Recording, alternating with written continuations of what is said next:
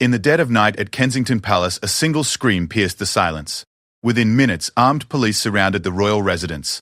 Helicopters circled overhead, and the world's media descended like vultures. But by dawn, the most shocking revelation wasn't the security breach that nearly cost a young prince his life. It was the complete disappearance of the hero who saved him. Detective Inspector James Crawford had seen many strange cases in his 20-year career with the Metropolitan Police, but nothing prepared him for what he discovered in the aftermath of that terrifying night. The CCTV footage showed everything clearly: an intruder breaking into Prince George's bedroom, the swift intervention of Royal Protection Officer Sarah Mitchell, and then nothing, as if she had simply vanished into thin air. The royal family remained silent. The palace issued no statements. And Sarah Mitchell, a decorated officer with an impeccable record, had seemingly disappeared from existence itself. No trace, no leads, no explanation. The official report was classified within hours, but Crawford knew something far more sinister was at play. What really happened during those crucial minutes? Why would a hero disappear after saving a prince? And most disturbing of all, was Sarah Mitchell the real target all along?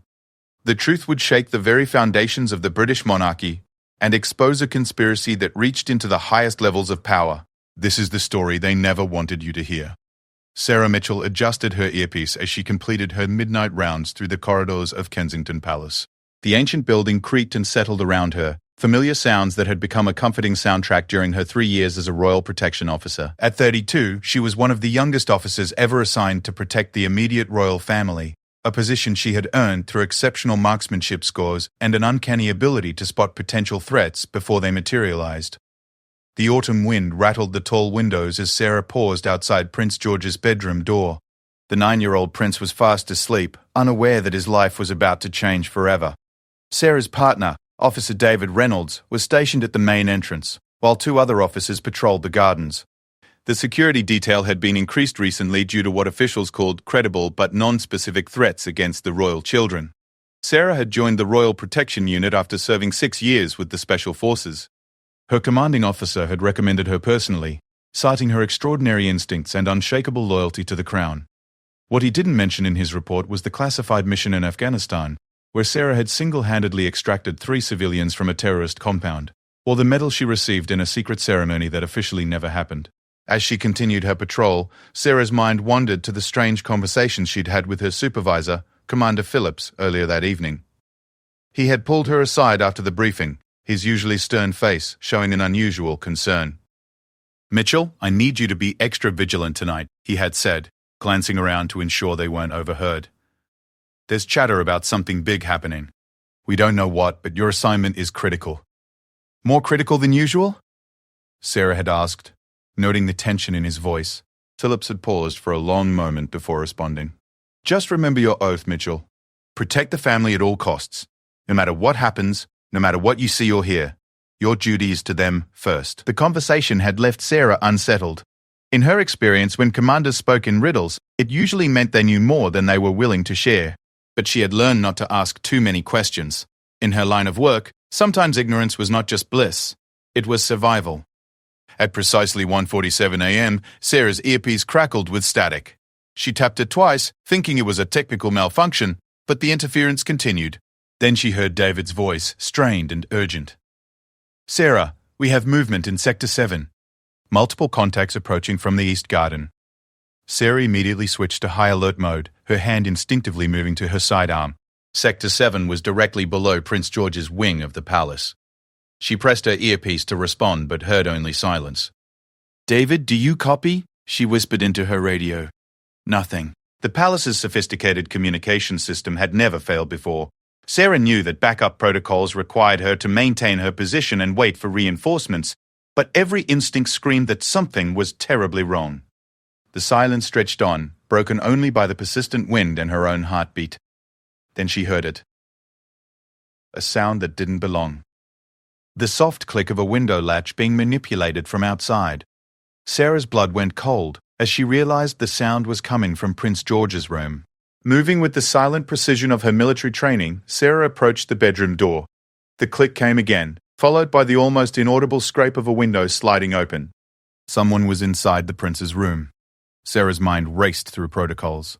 Standard procedure demanded she call for backup and wait for additional units to arrive, but backup wasn't responding, and a potential assassin was now feet away from a sleeping child.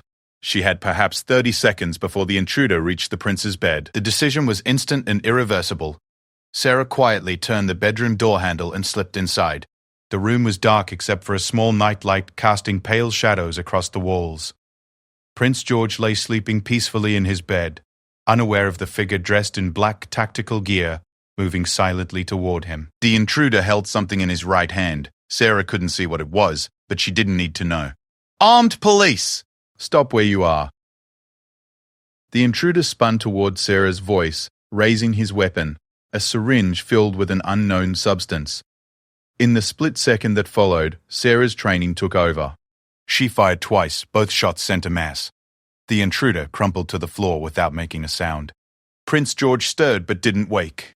Sarah quickly moved to secure the scene, checking the intruder for signs of life while keeping her weapon trained on him. He was dead, but something about his appearance troubled her. The man was clearly professional, expensive tactical gear, military-style boots, and hands that showed the calluses of someone who handled weapons regularly. As Sarah reached for her radio to call in the incident, she noticed something that made her blood freeze. On the nightstand next to Prince George's bed was a small device she hadn't seen before. A signal jammer. That explained a communication blackout, but who had placed it there? And more importantly, how long had it been there?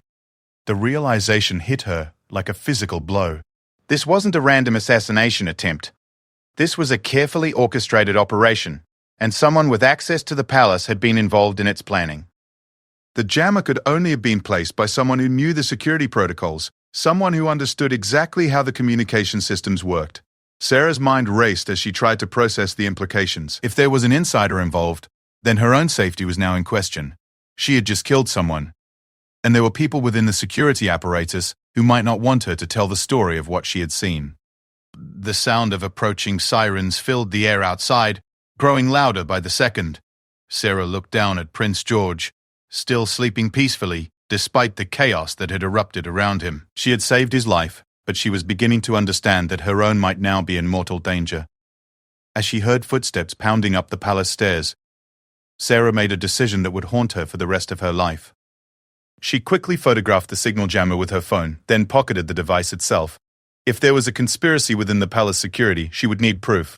The bedroom door burst open, and Commander Phillips rushed in with 3 other officers. His eyes quickly took in the scene: the dead intruder, the unharmed prince, and Sarah standing with her weapon still drawn. "What happened here?" Phillips demanded, his voice carrying an edge Sarah had never heard before. "Intruder came through the window," Sarah reported, her training keeping her voice steady despite the adrenaline coursing through her system. He was approaching the prince with what appeared to be a weapon. "I neutralized the threat." Phillips moved to examine the body while the other officers secured the room and began checking on Prince George, who was finally starting to wake up from the commotion. "Did you see anyone else?" Phillips asked, still studying the dead man. "No, sir, just this one." Phillips's eyes met Sarah's, and she saw something there that chilled her more than the night's events. Suspicion. Not suspicion about the intruder or the security breach, but suspicion about her. "You'll need to come with us for debriefing," Phillips said, his tone carefully neutral. "Standard protocol after a shooting." Sarah nodded, but as she holstered her weapon, she noticed 2 things that would replay in her mind for months to come. First, Phillips seemed to know exactly where to look for additional evidence, as if he had been in this room before. Second, when he thought no one was watching, he palmed something from near the window, something small that glinted in the dim light. As Sarah was escorted from the room, she glanced back one last time at Prince George, who was now sitting up in bed, confused and frightened, but alive. She had done her job, protected the future King of England from an assassin who had somehow bypassed millions of pounds worth of security systems. But as they walked down the corridor toward what Phillips called a routine debriefing, Sarah couldn't shake the feeling that she was being led not to safety, but toward a trap that had been months in the making. The signal jammer in her pocket seemed to burn against her leg, a reminder that nothing about this night had been routine. The last thing Sarah saw before the debriefing room door closed behind her was Commander Phillips, speaking urgently into his phone, his back turned and his voice too low to hear. But she caught 2 words that made her heart race. "She knows." In that moment, Sarah Mitchell realized that saving Prince George had been the easy part. Staying alive long enough to tell the truth about what she had discovered would be infinitely more difficult. The debriefing room in the basement of Kensington Palace felt more like an interrogation chamber than a place for routine questioning.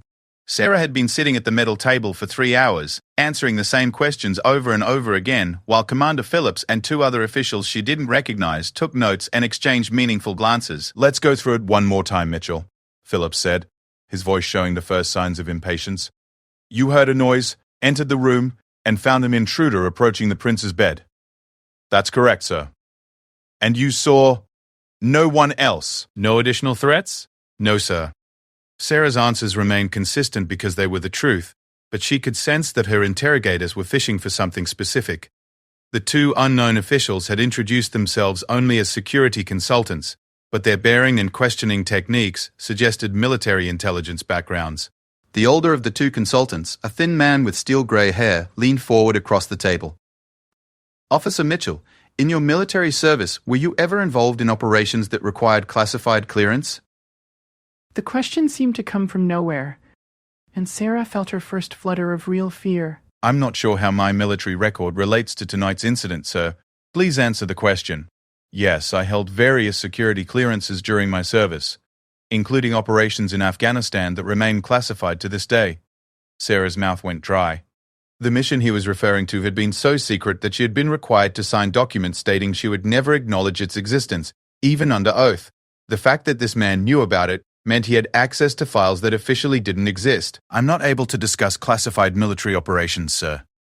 The grey-haired man smiled, but there was no warmth in it. "Of course not. Your loyalty is admirable, Officer Mitchell. It's exactly that quality that brought you to our attention." "Whose attention?"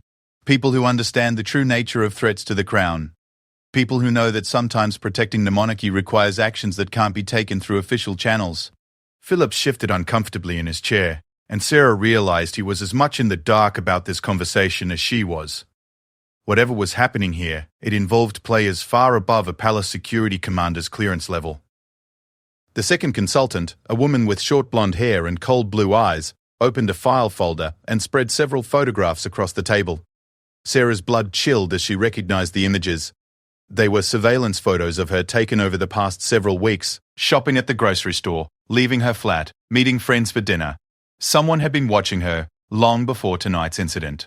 "You live alone, Officer Mitchell. No family, no romantic attachments. You're dedicated to your work, sometimes to a fault. Your neighbors describe you as quiet, professional, and intensely private.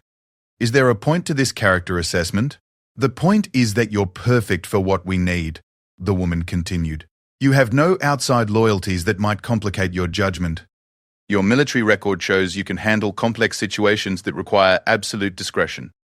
And tonight proved that you'll put the royal family's safety above everything else."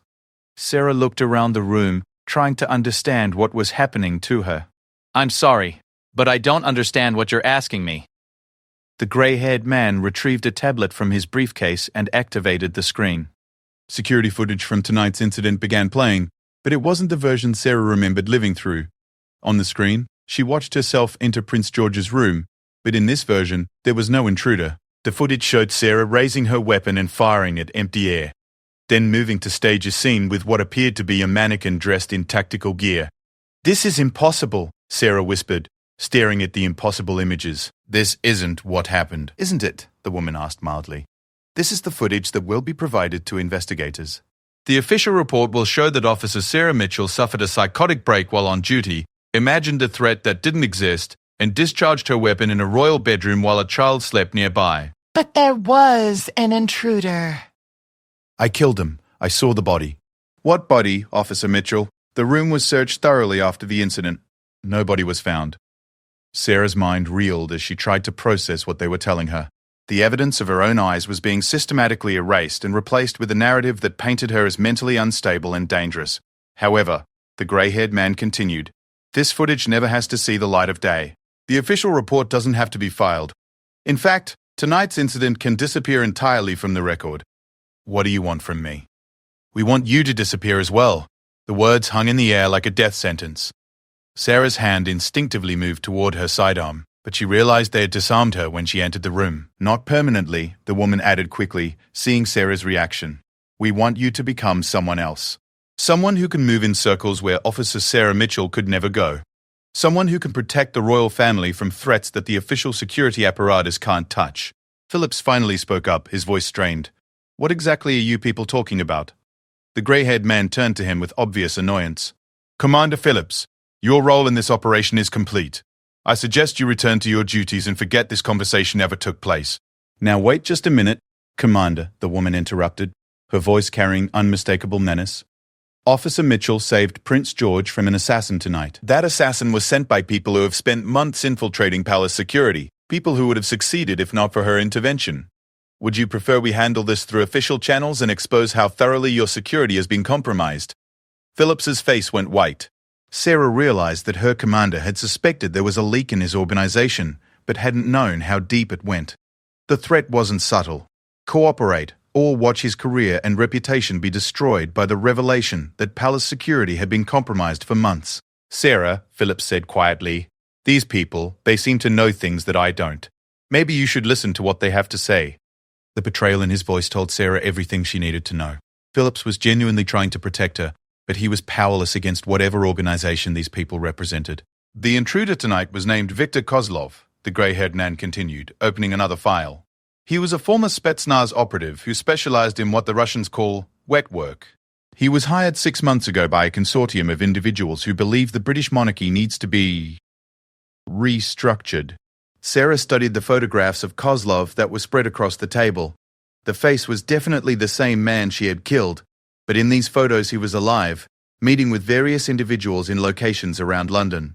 This consortium includes 2 members of Parliament, a high-ranking intelligence official, and 3 individuals with connections to foreign governments. They call themselves the Windsor Reformation Group, and they believe that removing Prince George and his father from the line of succession would ultimately strengthen the monarchy by placing Princess Charlotte on the throne instead. That's insane, Sarah breathed. Is it? Princess Charlotte is more popular with the public. She's seen as more progressive, more in touch with modern Britain. There are people who believe her eventual reign would modernize the monarchy and ensure its survival in the 21st century. But murdering a child? Oh! They weren't planning to murder Prince George, the woman interrupted. The syringe Kozlov carried contained a carefully designed cocktail of drugs that would have induced what appeared to be a seizure. The prince would have died of apparent natural causes. Very sad, very tragic, but no one would have suspected foul play. Sarah felt sick as she understood the full scope of what she had stumbled into. And after tonight? After tonight, they know their plan has been exposed. They also know that you're the only person who can identify Kozlov and potentially trace him back to his employers, which makes you, Officer Mitchell, the most dangerous person in England. The implications crashed over Sarah like a wave. She couldn't go back to her old life because she was now a target. She couldn't remain in royal protection because the very organization she worked for had been compromised. And she couldn't go to the authorities because some of the conspirators were the authorities. So what exactly are you offering me? A new identity, a new life, and the chance to continue protecting the royal family in ways that official channels can't, the grey-haired man said. There are threats to the crown that come from directions no one expects. Corporate boardrooms, foreign intelligence services, even from within the government itself. We need people who can operate in those shadows. And if I refuse, then tomorrow morning the news will report that Royal Protection Officer Sarah Mitchell suffered a mental breakdown and was killed while resisting arrest after attempting to harm Prince George. The official investigation will find evidence that you had been planning the attack for months. Your military record will be retroactively classified as showing signs of psychological instability. Sarah laughed bitterly. So my choice is to disappear voluntarily or be murdered and have my reputation destroyed. Those are the only viable options, the woman confirmed. But consider this. If you work with us, Prince George lives. Princess Charlotte lives. The monarchy survives. If you don't, we can't guarantee any of that. The Windsor Reformation Group has resources and patience. Tonight was just their first attempt. Sarah looked around the room one more time, taking in the faces of the people who held her fate in their hands. Phillips looked genuinely anguished, clearly wishing he could help her but understanding his own powerlessness. The 2 consultants watched her with professional detachment, as if her decision was merely an interesting tactical problem to be solved. How long do I have to decide? You don't, the grey-haired man said, checking his watch. In 2 hours, Sarah Mitchell's body will be found in her apartment. apparently the victim of a robbery gone wrong. Her death will be a tragic footnote to tonight's incident. The woman who walks out of this room will have a different name, a different history, and a very different future. Sarah closed her eyes and thought about Prince George sleeping peacefully upstairs, unaware that his life hung in the balance of decisions being made by strangers in a basement room. She thought about the oath she had taken when she joined the Royal Protection Unit, about the classified mission that had earned her this assignment, about the reasons she had dedicated her life to serving something larger than herself. When she opened her eyes, her decision was made. What do I need to do? The woman smiled for the first time that night. First, you're going to write a letter to your landlord, explaining that you're leaving the country unexpectedly due to a family emergency. Then you're going to turn over your service weapon, your identification, and anything else that connects you to Officer Sarah Mitchell. As Sarah began the process of erasing her own existence, she wondered if she would ever know whether she was making the right choice. But as she thought about the sleeping prince upstairs and the conspiracy that had nearly claimed his life, she realized that some decisions couldn't be measured by personal cost. She was about to become a ghost in service to the Crown, a protector who would operate in the spaces between official policy and desperate necessity. It wasn't the life she had planned, but it was the one her conscience demanded. The last thing Sarah Mitchell ever wrote was her own death sentence, carefully worded to ensure that no one would ever come looking for her. Within hours, she would cease to exist, and someone entirely new would take her place in a shadow war that most people would never know was being fought. 6 months after Sarah Mitchell officially died in a robbery gone wrong, a woman named Elena Blackwood sat in a coffee shop in Belgravia, watching the entrance to an exclusive private bank through designer sunglasses. Her auburn hair was shorter now, styled in a sophisticated cut that complemented the expensive business suit she wore. To anyone observing, she appeared to be just another wealthy client conducting business in one of London's most affluent neighbourhoods. The transformation had been complete and terrifying. Elena possessed a full identity backed by decades of fabricated history. University records, employment documents, tax returns, even childhood photographs that had been digitally created by specialists whose existence was as shadowy as her own. She had been given an education in finance, art history, and international relations that made her fluent in the conversations of the wealthy and powerful. Most importantly, she had been trained in skills that went far beyond what she had learned in the military. Her handler, the grey-haired man from that night in the palace basement, was known to her only as Control. He had explained her new reality with clinical precision. She was now part of an organization that had been protecting the British monarchy for over 2 centuries, operating entirely outside official channels. They had been responsible for preventing 17 assassination attempts, 4 coups, and countless scandals that would have destroyed the institution of the Crown. "We are the invisible hand that guides history," Control had told her during one of their early training sessions. "When official channels fail, when democracy becomes a liability, when the very survival of the nation is at stake, we act." Elena's first assignment had been to infiltrate the social circle surrounding Marcus Rothwell, one of the members of Parliament identified as part of the Windsor Reformation Group. For 3 months, she had carefully built a relationship with him, presenting herself as a wealthy widow interested in investing in his various business ventures. Rothwell was charismatic, intelligent, and utterly convinced that his vision for Britain's future justified any means necessary to achieve it. "The monarchy is dying, Elena," he had told her during a private dinner at his Mayfair townhouse just 2 weeks ago. "Public support continues to decline, especially among younger generations. If we don't act decisively, we'll lose the institution entirely within a generation." "And you believe Princess Charlotte would be different?" Helena had asked, playing the role of a potential convert to his cause.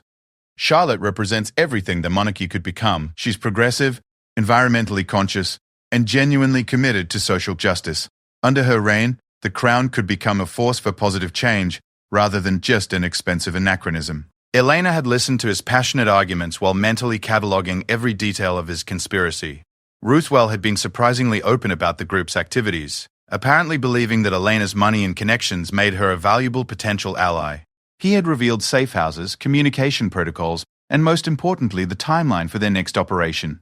The Windsor Reformation Group had not been deterred by the failure of their first attempt on Prince George. If anything, Kozlov's death had made them more desperate and more dangerous. They now planned to target the entire family during the upcoming state visit by the President of France, an event that would require the royal children to make a public appearance at a formal reception. "Imagine the symbolism," Rothwell had said, his eyes gleaming with fanatic fervor. "Princess Charlotte, alone and grieving, ascending to her destiny while the nation mourns. She would become a figure of both tragedy and hope, someone around whom the country could unite.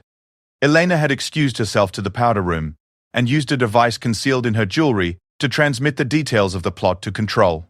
The response had come back within minutes. Eliminate Rothwell and obtain his files before he could warn the other conspirators. Now, as Elena watched Rothwell emerge from the private bank where he kept his most sensitive documents, she felt the familiar calmness that had always preceded her most dangerous missions. Her purse contained a syringe filled with a substance that would induce what appeared to be a heart attack.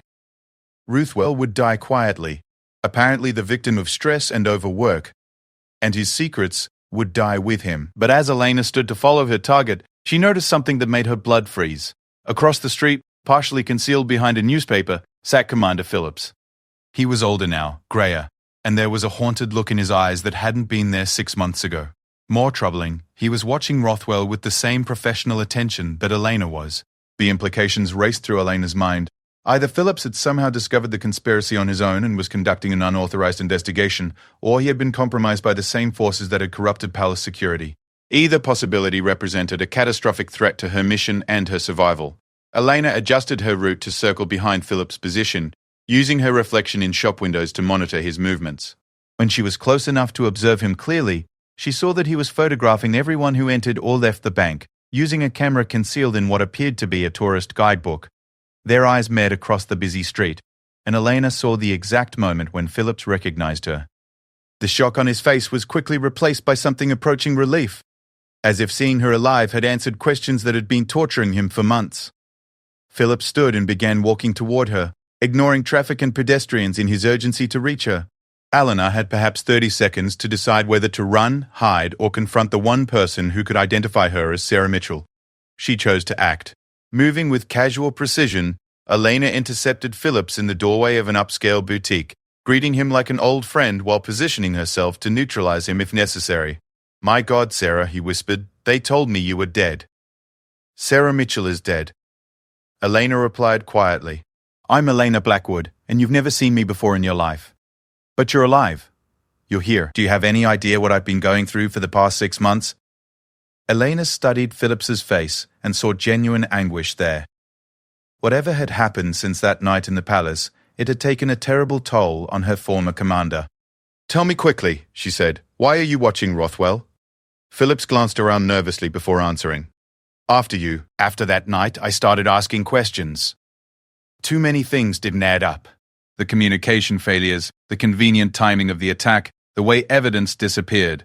I've been tracking the conspiracy on my own time, trying to understand what really happened. And what have you discovered?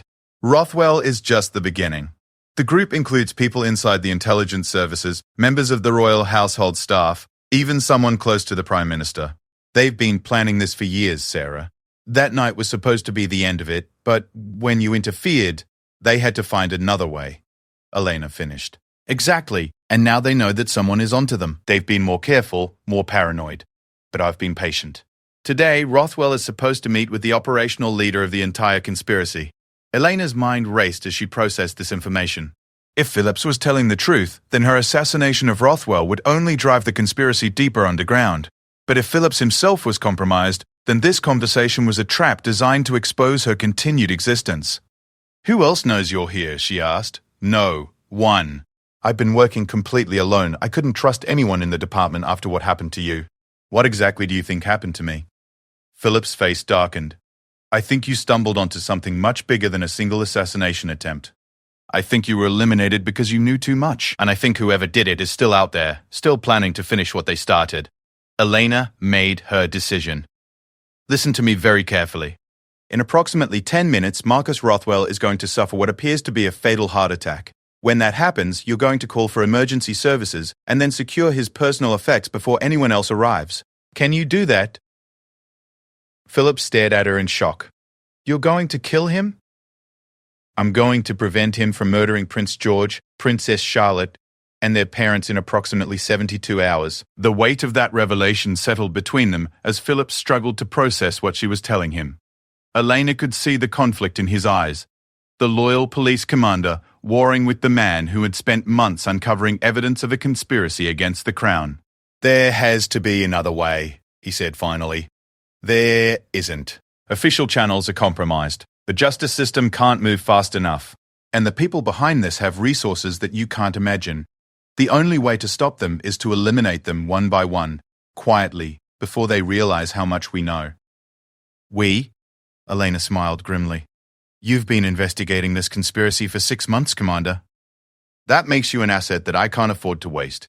The question is whether you're prepared to do what's necessary to protect the royal family. Phillips was quiet for a long moment, watching the pedestrians flow past them on the busy street. When he spoke again, his voice was steady but strained. What do you need me to do? Elena quickly outlined the plan, explaining how Phillips would position himself to intervene after Rothwell's apparent medical emergency. She would approach Rothwell as a concerned citizen, administer the fatal injection while appearing to provide assistance, and then fade back into the crowd before emergency services arrived. Phillips would have perhaps 5 minutes to search Rothwell's belongings before the police cordoned off the scene. As they prepared to separate, Phillips grabbed Elena's arm gently. Sarah, Elena, whatever you're calling yourself now, I need you to know something. That night in the palace, after they took you away for debriefing, I tried to find out what happened to you. I was told that your debriefing had been classified, and that I didn't have clearance to know the details. When your body was found the next day, I knew something was wrong. The official report didn't match what I knew about you. Why didn't you pursue it? I tried, but every avenue I explored led to dead ends or threats. I was told that asking too many questions about your death would raise suspicions about my own loyalty, so I learned to investigate carefully, quietly, on my own time. Elena felt a pain of guilt as she realized what her disappearance had cost Phillips. He had spent 6 months believing that his failure to protect her had led to her murder, while simultaneously trying to uncover the truth that would vindicate her sacrifice. When this is over, she said, you'll understand why it had to happen this way. Will I see you again? No. After today, Elena Blackwood will disappear just as completely as Sarah Mitchell did. But the work will continue. Phillips nodded, though Elena could see the sadness in his eyes. They had been partners once, bound by shared duty and mutual respect. Now they were strangers cooperating in a shadow war that most people would never know had been fought. As Elena walked toward her target, she reflected on the path that had brought her to this moment. 6 months ago, she had been a police officer with a clear understanding of right and wrong, operating within systems designed to ensure justice and accountability. Now she was an assassin working for an organization that answered to no law except their own interpretation of necessity. But as she watched Rothwell check his phone and smile at whatever message he had received, perhaps confirmation of the final details for his planned attack on the royal family, Elena felt no doubt about what she was about to do. Some evils were too great to be stopped by conventional means. Some threats to innocent lives justified actions that would never appear in official reports or court records. Marcus Rothwell collapsed on the sidewalk at exactly 2:47 p.m., clutching his chest and gasping for air. Elena was among the first to reach him, appearing to administer CPR while actually ensuring that no real medical assistance could save him. Phillips arrived within seconds of the ambulance, his credentials giving him access to secure Rothwell's briefcase before anyone could question what he was doing. By the time the coroner's van carried away what remained of Marcus Rothwell, Elena had already begun preparing for her next identity. The documents Phillips had recovered would lead them to the other members of the conspiracy, and each would have to be eliminated with the same clinical precision. Elena Blackwood would vanish, and someone new would take her place in the continuing battle to protect the crown from threats that democracy was too slow to recognize, and justice too constrained to address. It was not the life Sarah Mitchell had planned, but it was the one her oath demanded. In the shadows of London, the ghost protectors of the monarchy continued their ancient work. Invisible guardians of an institution that had survived for 1,000 years, precisely because people like them had been willing to pay the ultimate price for its preservation. The shocking story of the royal guard who vanished after saving Prince George would never be told in its entirety, because the full truth would reveal a war that most people were never meant to know was being fought. But in the quiet moments before sleep, Elena sometimes allowed herself to remember the weight of Prince George in her arms as she had carried him to safety, and in that memory, she found the strength to continue her impossible mission. The crown endured, and that was all the vindication she would ever need.